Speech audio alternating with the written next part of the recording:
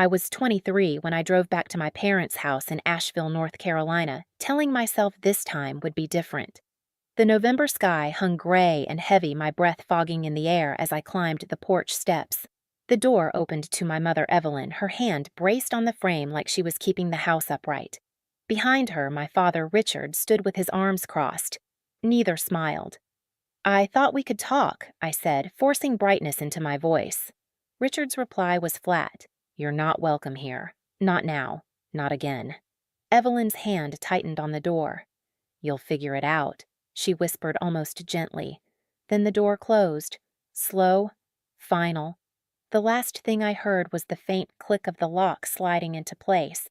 Before I take you into this story, tell me in the comments where you're tuning in from and hit that like and subscribe button if you've ever felt pushed aside by the very people who were supposed to love you most. I don't remember how long I sat in my car after the door shut. The porch light from my parents' house spilled across the driveway, and I stared at it the way you stare at a flame you can't touch. My hands were stiff on the steering wheel knuckles, whitening until they throbbed. Part of me wanted to run back, pound the door screen until they let me in. Another part of me knew the click of that lock wasn't a mistake, it was a verdict. When I finally started the engine, the sound felt too loud, like it didn't belong in the quiet neighborhood where I'd grown up. I drove without looking back, headlights cutting through bare November trees. Every mile felt like a nail hammered into the coffin of who I used to be. By midnight, I was in Akron, Ohio, a city I'd never planned to live in. The apartment I found was perched above a row of shops, a nail salon, a convenience store with flickering lights, and a diner that never closed. The rent was low, which was all I could afford. That should have been my first warning. The first night I unlocked the door, the smell hit me musty like old carpet soaked in years of other people's lives. The hallway was narrow, lined with walls stained by fingerprints and water damage. My bedroom was hardly bigger than a closet. A single small window looked out over the alley where the diner's neon sign buzzed red and blue through the glass. That buzz became my lullaby. I hauled in 2 boxes and the only thing that mattered, a sewing machine that had once been my side hobby.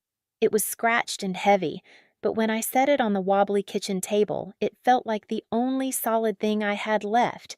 I ran my fingers across its metal frame, remembering summer evenings with my grandmother on her porch in South Carolina. She would sit in her rocking chair, her voice soft as she threaded a needle. "Patience, Maddie," she used to say, guiding my clumsy hands through fabric. "Every stitch is a promise that holds things together." Back then, I thought she was just teaching me how to sew. Now, I wondered if she'd been preparing me for something bigger. The next morning, I taped a handwritten note to the apartment building's corkboard alterations. Affordable, quick turnaround. Ask for Maddie in 2B. My handwriting wobbled like I wasn't sure of myself. Maybe I wasn't. My first customer was Mrs. Henderson, the woman across the hall.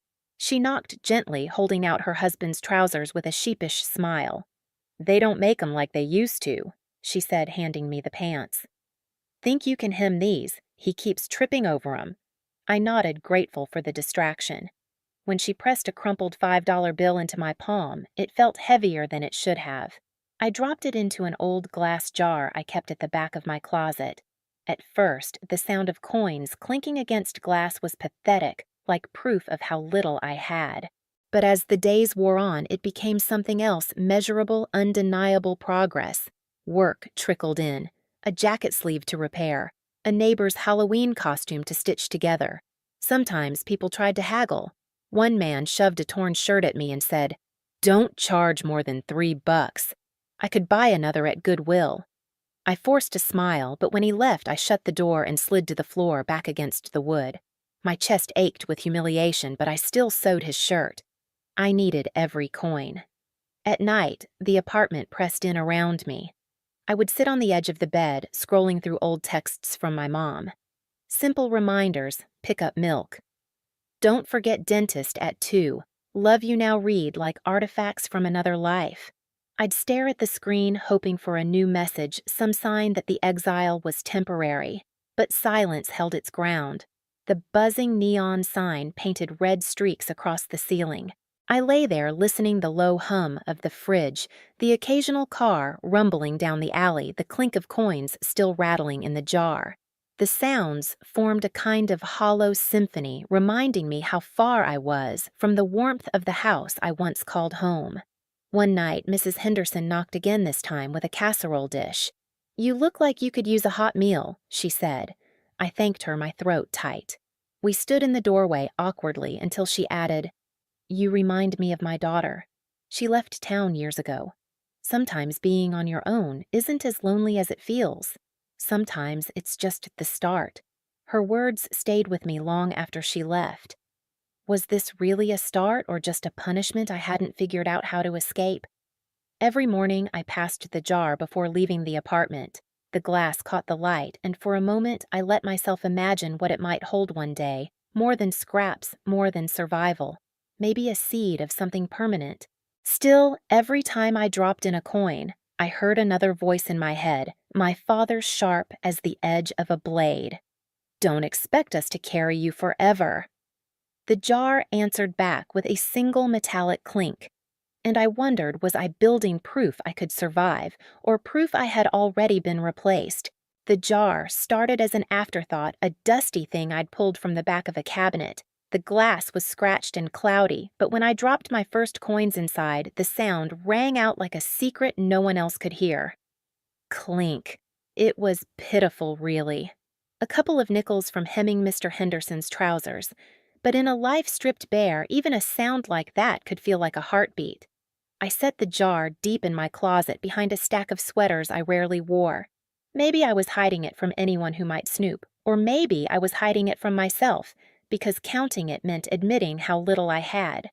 The days blurred into small, repetitive tasks. Cut fabric, sew seam, knot thread. Every job was a transaction of survival. Mrs. Henderson slipped me coins in a folded napkin after Sunday dinner. A college kid upstairs knocked with his backpack half-zipped, holding out a jacket ripped at the elbow. He laughed nervously. "Finals week. I don't have time to fix this. You're a lifesaver." When he handed me 3 crumpled bills, I wanted to cry with relief. I dropped them into the jar, pressing them flat against the glass. But not every exchange was kind. One evening, I answered the door to a middle-aged man with a sharp jaw and an impatience that filled the hallway. He shoved a pile of shirts into my arms. $2 apiece, he said. "That's not really take it or leave it." I swallowed heat burning in my chest. Fine. When he left the shirts sagging heavy in my hands, I shut the door and pressed my back against it. My throat tightened. I wanted to scream at him to tell him I was worth more than $2 a shirt. But the truth pressed harder. I needed the work. So I stitched until my fingers ached at the sound of the machine, filling the silence until the neon diner sign clicked off at dawn. Afterward, I dropped the money into the jar, hands trembling. The coins rattled like mockery, like applause from an audience I never asked for. Sometimes, when I couldn't sleep, I sat cross-legged on the floor in front of the closet, just staring at that jar. My fingers itched to shake it to hear the proof of what I was clawing toward. But I didn't. I left it still like a fragile promise I was afraid to test. Flashbacks found me there. I saw myself at 13 sitting at the kitchen table with a spelling test I'd failed. My father leaned back in his chair, eyes narrowed. "You'll never make it if you don't toughen up," Richard said. Life doesn't wait for weaklings. My mother, Evelyn, sat silent, sipping her tea. Even then, I'd felt invisible. Now, years later, the echo of his words was louder than the sewing machine. The loneliness came in waves. At night, I scrolled through old messages on my phone, rereading lines I used to skim. "Pick up milk. Dentist at 2. Love you." 3 words that now felt fossilized relics from a language I no longer spoke. Once at 2 a.m., I typed out a draft text, "I miss you. Can we talk?" My thumb hovered over send. But I never pressed it. Instead, I tossed the phone aside and stared at the ceiling painted in red and blue from the diner sign. I told myself silence was safer than rejection. The jar became my companion. Each clink was an answer when the silence asked if I mattered. Weeks turned into months. My stitches grew steadier. Words spread slowly like smoke curling under a door. A friend of a friend needed a bridesmaid dress hemmed. A young mother from down the street asked if I could fix her son's Halloween costume. The jobs piled into a rhythm measure, cut, sew, fold, collect. Some people thanked me with warm smiles, others barely looked at me. but every bill and coin pressed into my palm went into the jar. It wasn't much. To anyone else, it would look laughable. But to me, it was weight. Proof. One Saturday afternoon, Mrs. Henderson stopped by again holding a mug of coffee that smelled stronger than anything I could afford. She handed it to me with a knowing smile. "You're working too hard," she said. "Don't forget to live a little." I laughed weakly. "Living's expensive." Her smile softened. "So is regret." That night, her words tangled with my father's in my head. I wondered if I was toughening up or just wearing myself thin. The jar answered with another metallic clink. But the bigger question lingered unshakable. Was this all I would ever be? Just a girl piecing scraps together trying to prove she wasn't a burden I didn't have the answer. Not yet. By the time I turned 25, the jar in my closet had grown so heavy I had to lift it with both hands. One winter night, I spread the contents across the floor, neat stacks of quarters, crumpled bills smoothed flat with my palms. Under the glow of the single lamp in my apartment, it almost looked like treasure. My treasure. It wasn't much, not by anyone else's standards, but it was enough for a down payment. The house I found sat on the edge of Dayton, Ohio, at the end of a cracked asphalt road where weeds pushed through the seams. Its siding was chipped, the shutters sagged, and the front yard was a jungle of tall grass and dandelions. Most people saw decay. I saw a beginning. When I told my friends, their reactions fell into two camps: pity or disbelief. "You're kidding," one coworker laughed, shaking his head. "That place is a money pit, Maddie." "You'll regret it." Regret. The word scraped like sandpaper. I thought of all the nights I'd cried over silence, all the mornings I'd forced myself out of bed just to stitch hems for pocket change. Regret was what I already lived with. So I signed the papers. Sitting across from the real estate agent in her too bright office pen trembling in my hand, I pressed my name onto each page. My name alone. No co-signer, no family. For the first time in my life, the weight of my own signature felt like a shield. The day I walked into the empty house, the air smelled of dust and something sour like old water trapped in the pipes. The floors creaked under my boots. Sunlight slanted through dirty windows, cutting the shadows into shards. It wasn't beautiful, but it was mine. I dropped my bags on the warped wood floor and stood in the middle of the living room. The silence was heavy, but not the kind that pressed me down. This silence felt like possibility. I remembered my grandmother's words as I looked around. Every stitch is a promise. Maybe every nail, every brushstroke could be one too. That night, I lay on an air mattress in the middle of the empty room, staring at the cracked ceiling. Through the thin walls, I heard the wind whistling, tugging at the house as if testing its strength. I whispered into the dark, "You and me, both old house. Let's see if we can hold together." The work began small. I bought paint on clearance colors no one else wanted. In the kitchen, I rolled pale yellow over walls, stained with grease, each stroke erasing what came before. I sewed curtains from scraps of fabric people had given me, hanging them crooked but proud. In the front yard, I knelt in the dirt, my hands blistered from pulling weeds. At the steps, I planted roses' bare sticks, really with roots, so fragile I doubted they'd take. But something in me needed to see them grow. Their thorns pricked my fingers as I pressed them into the soil. It felt fitting, like beauty demanding blood before it blooms. The nights were the hardest. After long hours sewing to pay the bills, I'd drag myself to fix a broken hinge or scrub mold from a bathroom corner. My body ached, but I pushed on. Each improvement stitched the house a little closer to being mine. There were moments I almost broke. One evening, I pulled back the old carpet in the living room, only to find the wood beneath warped and rotting. I sat down hard, the dust rising around me in a choking cloud. For a long while, I just sat there fighting tears. The weight of it all pressed against my chest, too much, too broken. But then I noticed the jar on the counter, emptied now, but still standing. I remembered the sound of coins clinking against glass one by one until they filled enough space to change my life. If that had been possible, maybe this was too. So I called a handyman, bargained hard, and learned to sand the floor alongside him. My palms burned, my arms shook, but when the boards finally lay smooth, I felt stronger than I had in years. Friends stopped by sometimes. They shook their heads, half impressed, half skeptical. "You're insane," one of them muttered as I balanced on a ladder hair full of paint flecks. Maybe I said laughing, but it's my insanity. Slowly, the house transformed.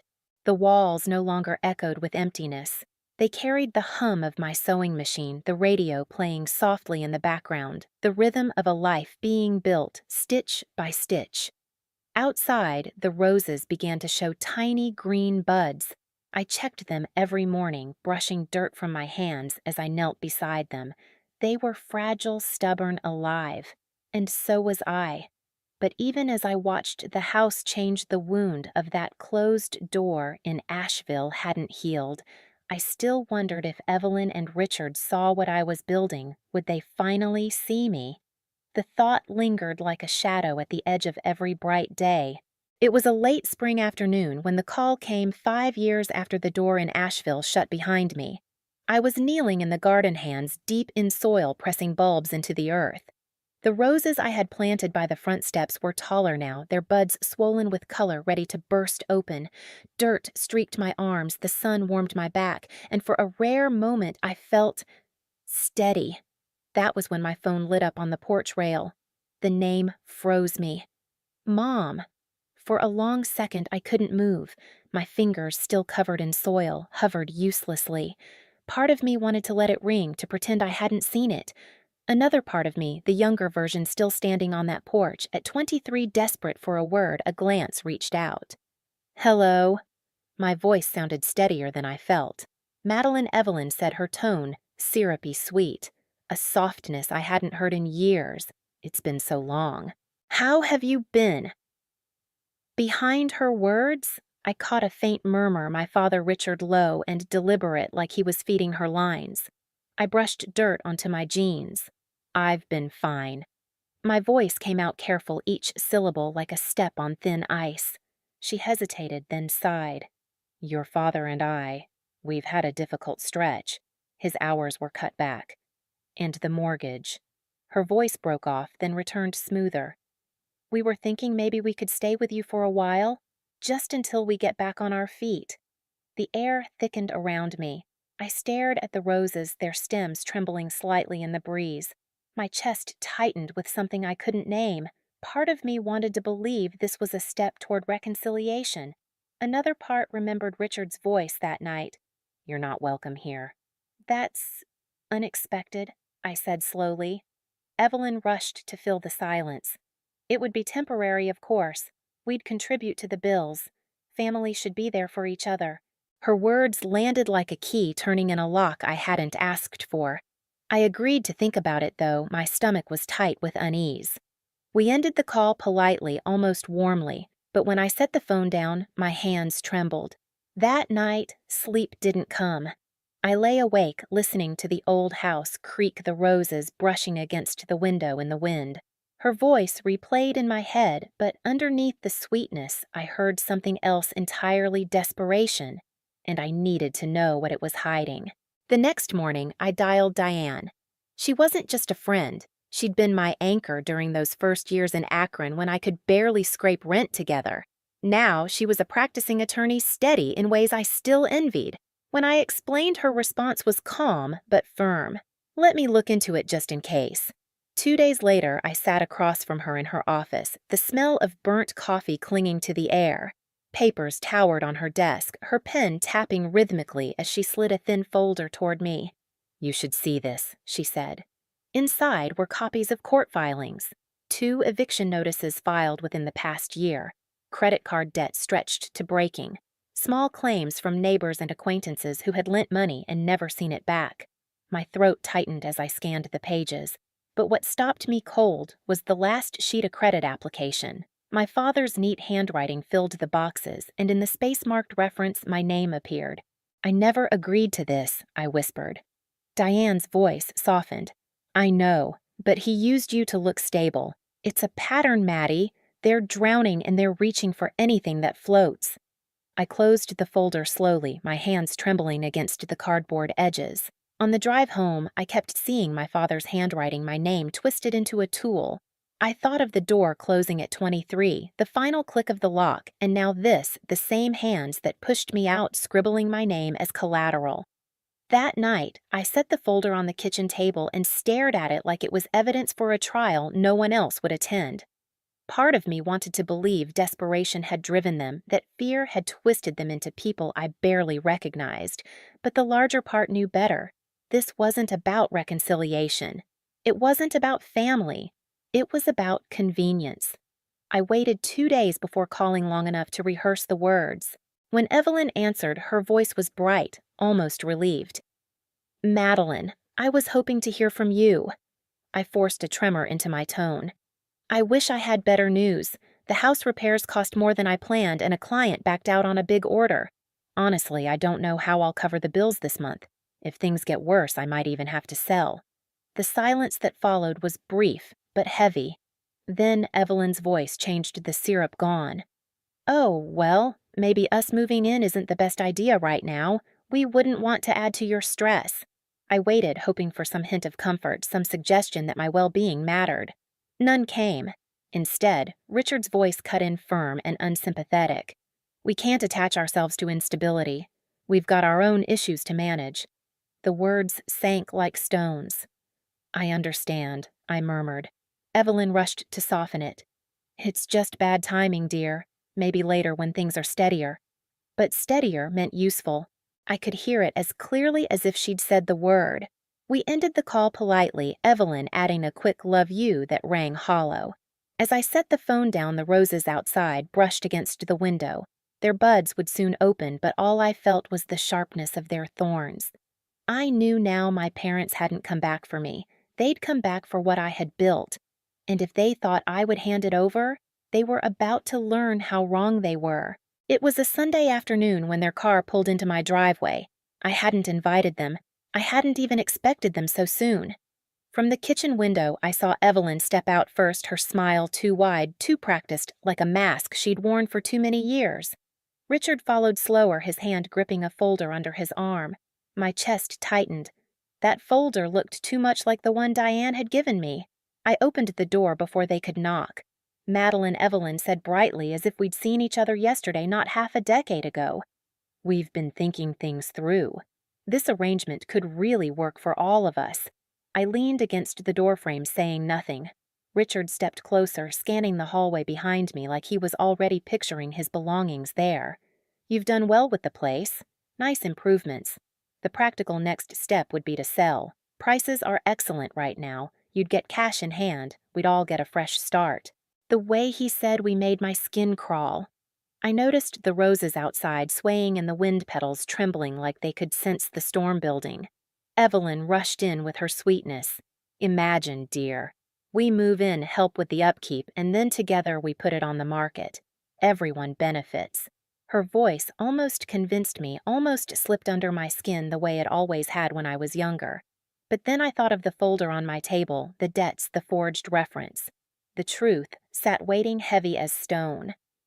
"I think you should come inside," I said finally. My voice was calm, too calm. Their smiles flickered into triumph as they stepped past me. I caught the faint scent of Evelyn's perfume lavender and something sharper like alcohol beneath flowers. Richard's shoes thudded against my floorboards, a sound that felt intrusive in a house I'd bled to build. In the living room, sunlight streamed across the hardwood I had sanded with my own blistered hands.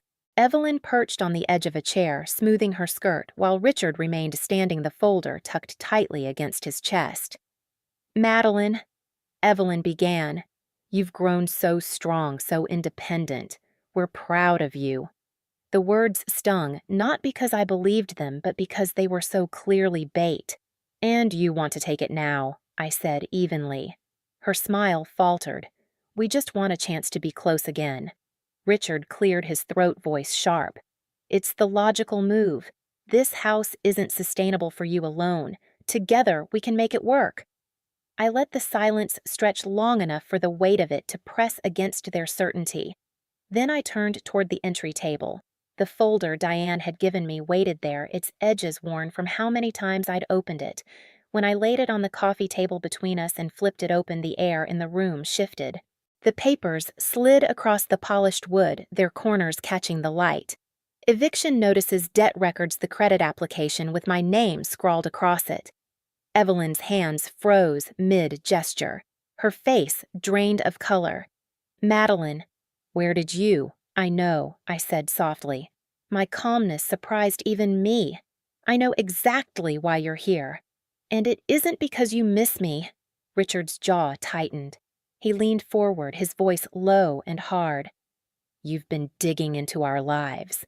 I looked for the truth, I replied, because you stopped offering it. For a moment, no one spoke. The only sound was the ticking of the clock on the wall, each second loud as a hammer. Evelyn tried again, her voice trembling now. We just want to start over, darling. Families fight, but they come back together.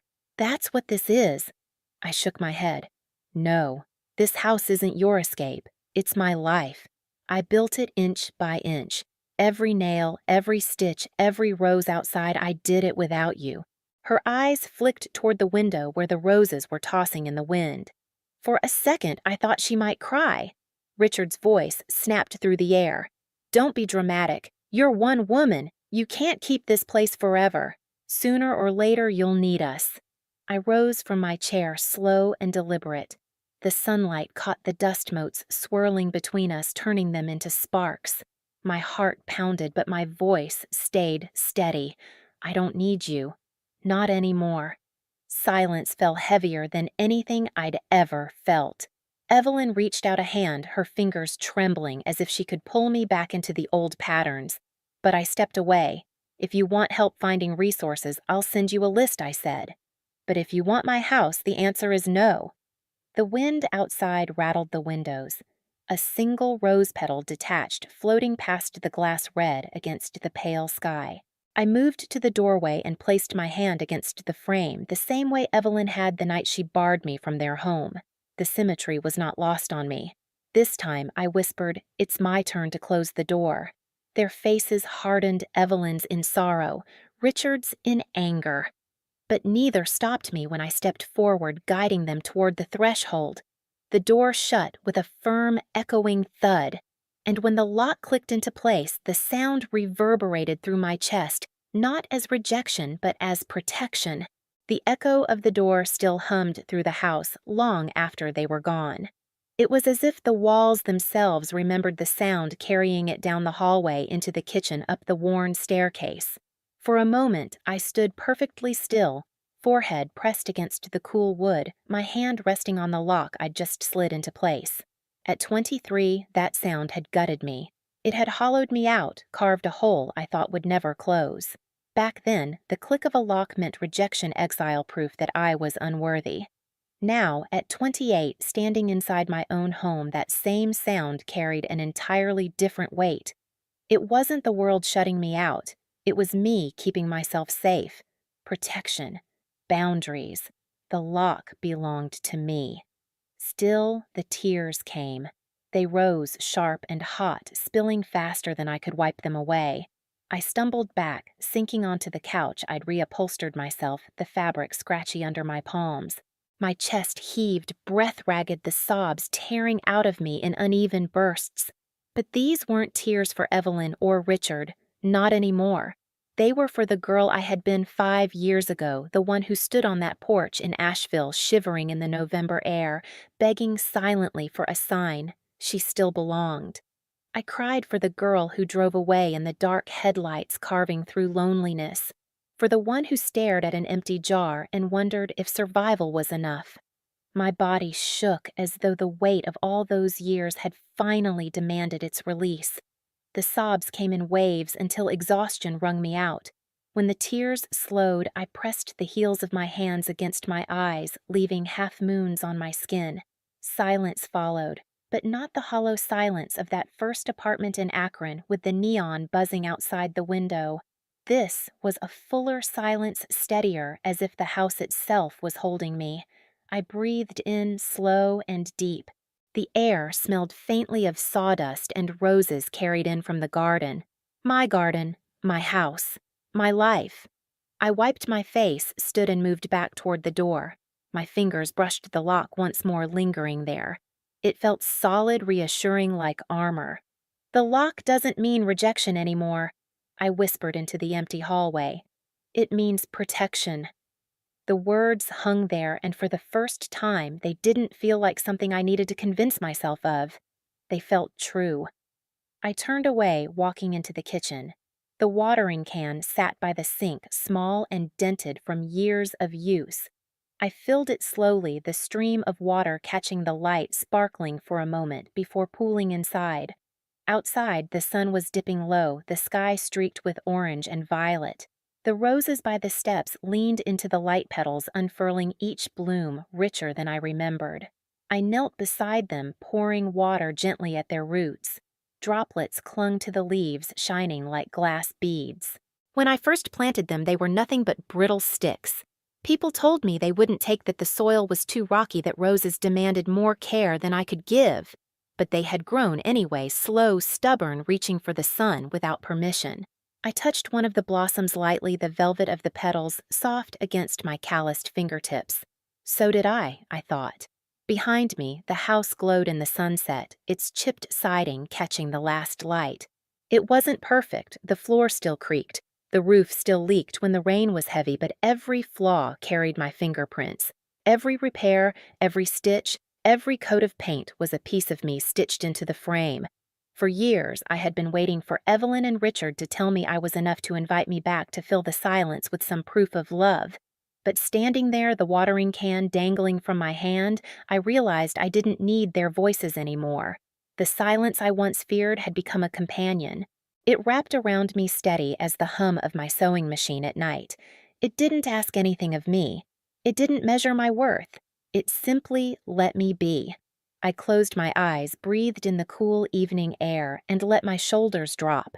The weight I'd carried for so long had finally loosened, and in its place was something lighter, something like peace. 5 years earlier, I had driven away from my parents' house with nothing but a sewing machine, 2 boxes, and a pit in my stomach so deep I thought I might never crawl out. I was 23, directionless, convinced that being cast out meant I had failed.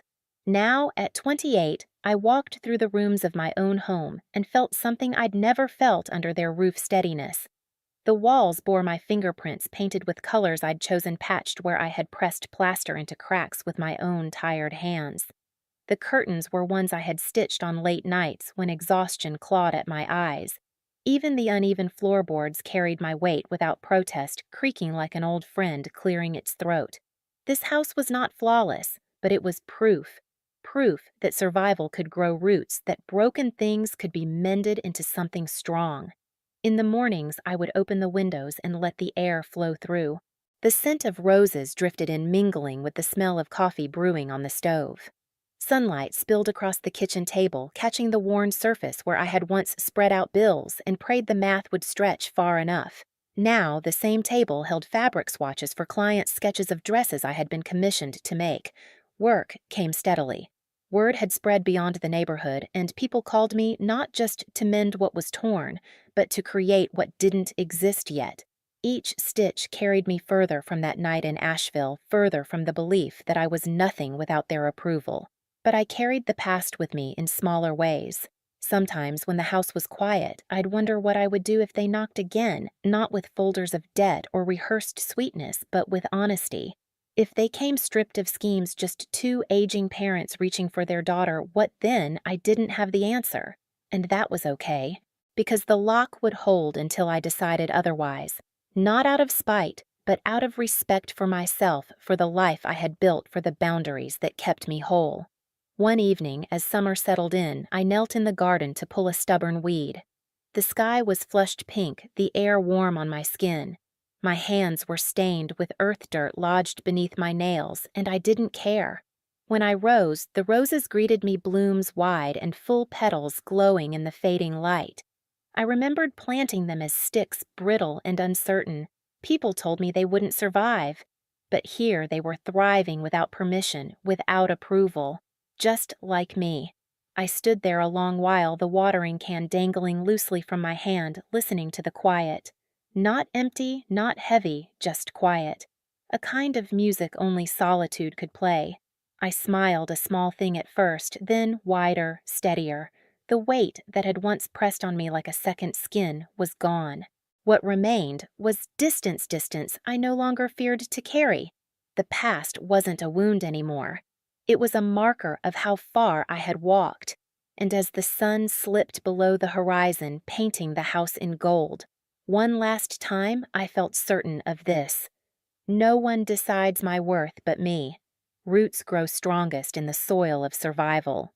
If you stayed with me through this story, thank you. Now I want to hear from you. Have you ever been cut out by the very people who were supposed to protect you? What would you do if your parents showed up years later asking, not for you, but for what you've built? Drop your thoughts in the comments below. I read every single one. And if this story resonated with you, don't forget to hit like, subscribe, and turn on the notification bell so you don't miss the next chapter of stories just like this. Because not all families heal. Some close the door and some of us learn how to build our own.